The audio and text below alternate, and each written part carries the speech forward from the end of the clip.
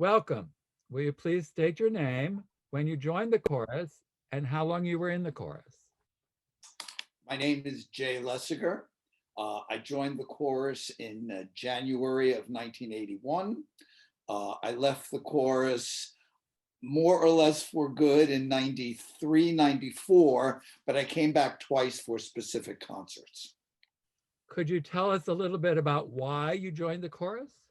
Sure. I'm I'm Brooklyn by birth. I was very closeted and until I finally said, oh, enough of this. And I left home. I went to Brooklyn College. As soon as I graduated, I left home, moved to Manhattan, and became, I thought, a fully fledged gay man. But that wasn't really the case. I was still very closeted. I was totally closeted at work. I'd had a variety of male lovers, but I would say by the end of 1980, I was really in a bad place. And somebody told me about the Gay Men's Chorus. I didn't even know they existed. And I thought, well, I love to sing. I had been singing literally since I was 3 or 4. And I sang in school. I sang in a lot of different situations. And I thought, okay, Gay Men's Chorus, I'll give it a shot. And I came, auditioned. It was quite literally the beginning of my life. I can honestly say that. I didn't realize it when I joined, but initially I was overwhelmed that there were 150 gay men, in one space. And as many people said, and I felt the same way, it was the first time that we had come together for something other than physical reasons.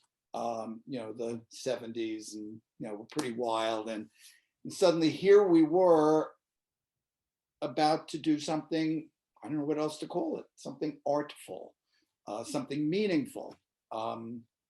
And it absolutely changed my life.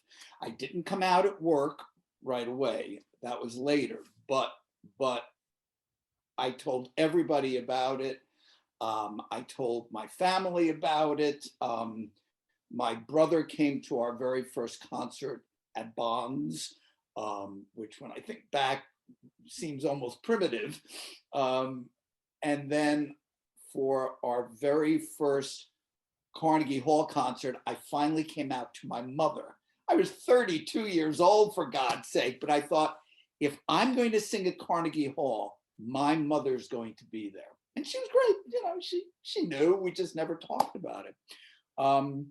So I joined, I guess, for artistic reasons, I thought, but as it turned out, I joined because I wanted a family, and I found it. And that was probably the most significant thing about being in the chorus. It was a family. It was truly a family in every way, good ways and bad ways. We loved and we fought and we disagreed, and it changed my life. Also changed my life because I met Shelley Post in the chorus. And when he passed away, I met Tom Kleba. So I was with Shelley for 7 years, and I was with Tom now, it's been almost 33 years. So it truly is a lifetime. I'm just going to tell you quickly about my Shelley Post story because it's funny.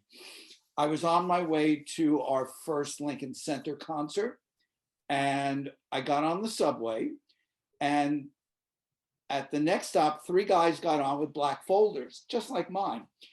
And I thought, I kind of waved at them. I didn't know who they were. And meanwhile, there was a woman on the subway screaming about maricones, maricones.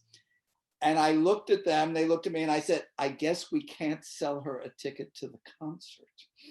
We got off the subway, we chatted a little. I didn't think much about it.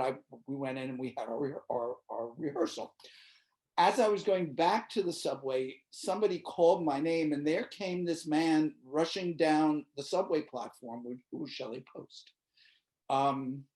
We had our first date the next day, and we were literally never separated again. We met Gay Pride of '81. He passed away on what we call Erev Gay Pride of 1988. So when I tell you the chorus was my family, I mean that in every way. Could you tell us what your initial experience was like with the chorus, your first rehearsal or concert, anything along those lines? Overwhelming, and perhaps initially not in the best way. I felt, again, I'd never been in a situation like this where there were so many people and a lot of people knew each other, and I felt really lost.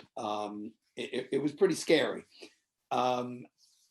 But once we started to sing, and I was not a good sight reader, so I really had to work hard and struggle. I went to sectionals. I really studied hard because I wanted to be good. I wanted to, to be part of the group.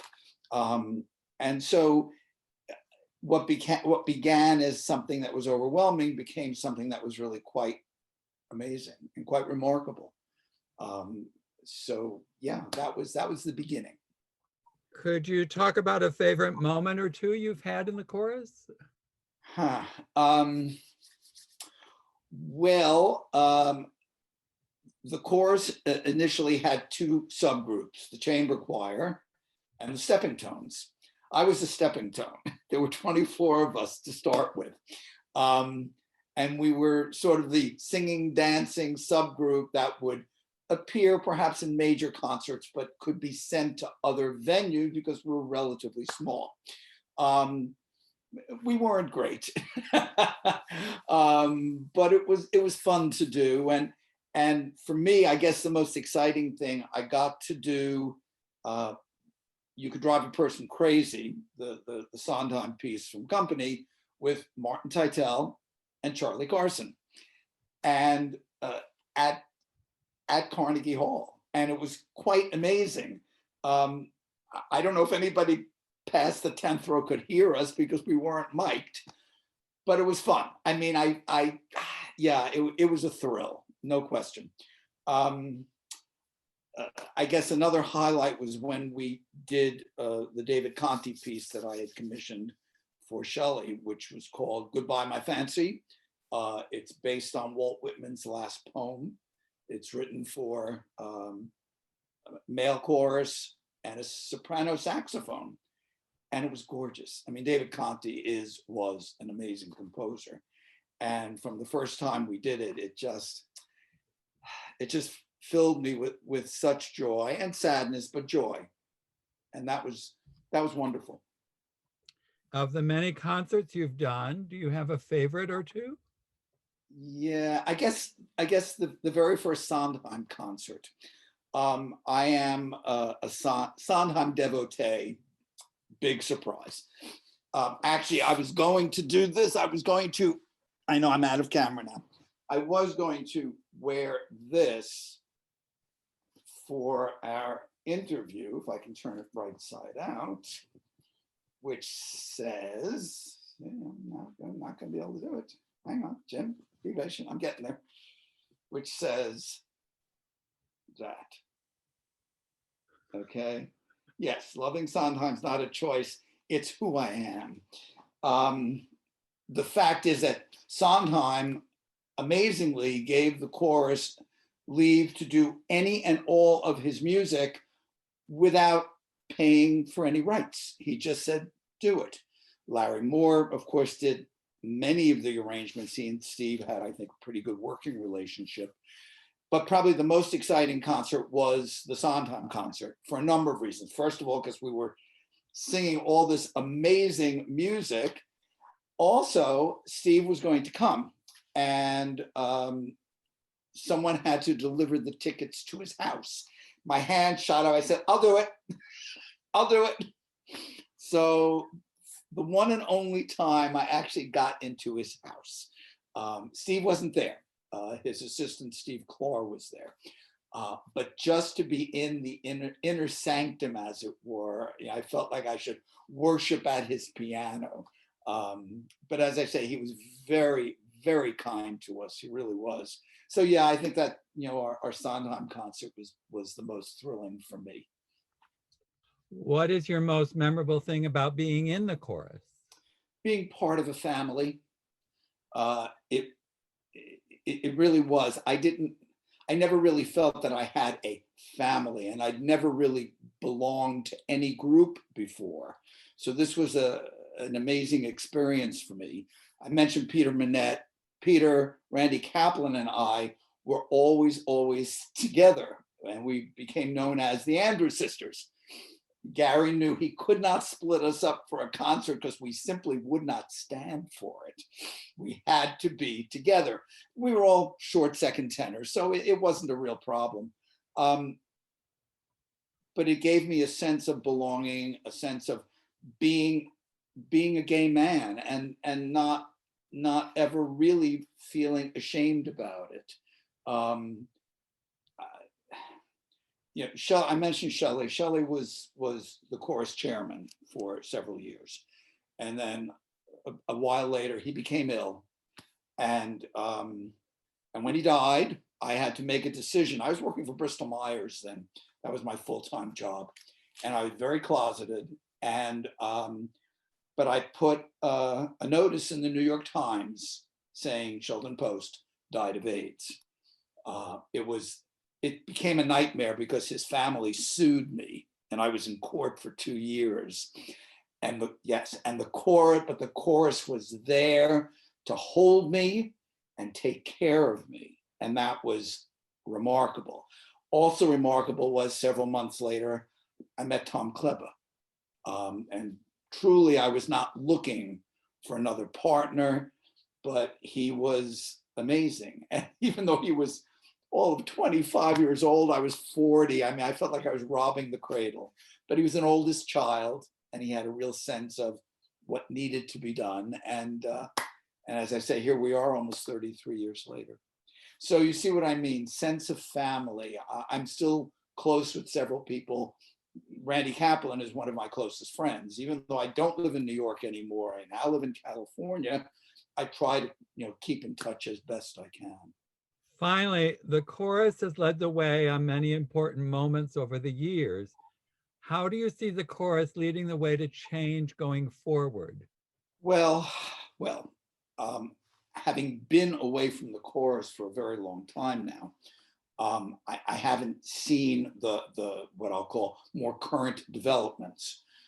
I know certainly when I was in the chorus, it was, I have to say this, a very white organization. I'm sure that has changed, but I would also say it needs to continue that kind of change. Black Lives Matter. It's more important now than ever that the chorus represent not just the gay community and not just the artistic community, but this new world. And for many people, it will be a new world. And I'd like to think that people younger than myself really understand that and will work to make those kinds of changes and make the chorus more relevant all the time. Is there anything else you'd like to add? It's hard, going back, if you will, over my life. I mean, I was also the concert producer for the chorus for several years. I brought the chorus to full seasons at Carnegie Hall. I was in several of the shows, several with Jim, Mattress and Forum. We produced several of them, Anything Cole, small concert, and You're Gonna Love Tomorrow, a Stephen Sondheim evening. It was so much a part of my life. It was the most important thing in my life. And I think, quite honestly, if I hadn't, at that point, I was running Chelsea Pines Inn in New York, which I ran for 30 years after Shelley passed away. And that demanded more and more of my time. And had that not been the case, I probably would have stayed with the chorus longer.